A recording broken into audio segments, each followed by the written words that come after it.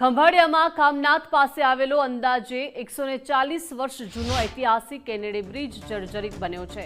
તેની બાજુમાં આશરે 20 મીટર પહોળાઈ ધરાવતો અદ્યતન 4 લેન બ્રિજ બનાવવાનો નિર્ણય લેવાયો છે, જેના માટે ટૂંક સમયમાં ટેન્ડર પ્રક્રિયા ધરાશે। 28 કરોડ રૂપિયાથી વધુના બજેટને મંજૂરી મળી છે। પૂર્વ કેબિનેટ મંત્રી મુળુભાઈ બેરાની રજૂઆત બાદ સીએમ ભૂપેન્દ્રભાઈ પટેલે અગાઉ 26 કરોડથી વધુની ગ્રાન્ટ મંજૂર કરી હતી, તેમજ નગરપાલિકાને 6 કરોડની રકમ પણ ફાળવી હતી।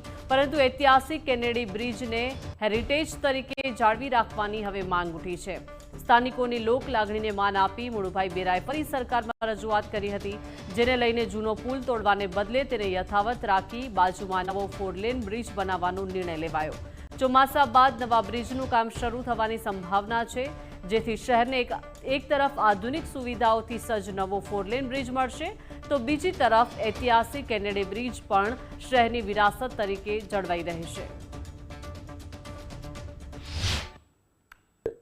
2 મહિનાની અંદર આ જે નવો કેનેડી બ્રિજ બનવાનો છે, એની બાજુમાં એ બ્રિજનું ટેન્ડર બહાર પડી જશે।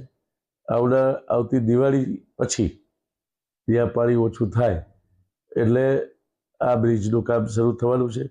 જૂનો પોલ છે એને આપણે હેરિટેજ સાઇટ તરીકે એક ખંભાળિયાનું એક જૂના એક આપણી વિરાસત છે, હેરિટેજ સાઇટ છે, એને કાયમી એ રીતે કેનેડી પુલને રાખી અને નવો ત્યાં એક ખૂબ મોટો પુલ છે એનું નિર્માણ ખૂબ ઝડપથી વધે, એના માટે સતત સરકારમાં મારી રજૂઆત છે।